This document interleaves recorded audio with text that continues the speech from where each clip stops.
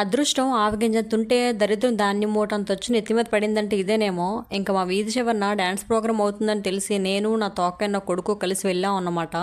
ఇంకా డ్యాన్స్ అంటే మనం దుమ్ము లేపేస్తాం, ఎగిరెగిరి వేయడానికి కాదు, తొంగి తొంగి చూడడానికి. ఇంకా రోడ్డు మీద పెట్టడం కాదు కానీ బస్సులకిన్నో బైకులకి అయితే ఖాళీ లేదు. ఒకదాని తర్వాత ఒకటి పోటకు వచ్చి వెళ్ళిపోతున్నాయి. డ్యాన్స్ అయితే ఎలాగ తీస్తారు అన్నయ్యలు. యాంకరాక్ అయితే ఎనర్జీ కోసం ఏం బిర్యానీ తినిందో కానీ మామూలు చేయలేదు. ఇంకా వెళ్ళి 10 నిమిషాలు చూసామో లేదో మనోడికి హోమ్ సిక్ స్టార్ట్ అయిపోయింది.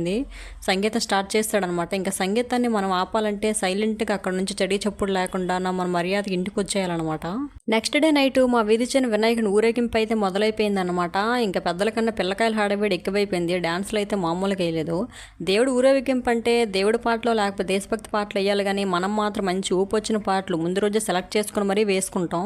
అవును, డ్యాన్స్ అంటూ గుర్తొచ్చింది. జనరల్గా ఏదైనా ఫ్యామిలీ ఫంక్షన్ అంటే ముందు రోజే పెద్ద ఇంజనీరింగ్ ప్లానింగ్ వేసేసుకుంటాం అన్నమాట. నెక్స్ట్ డే ఈ టైంకి దుమ్ము లేపియాలి, రోడ్లు రంధ్రాలు పడిపోవాలనిసని.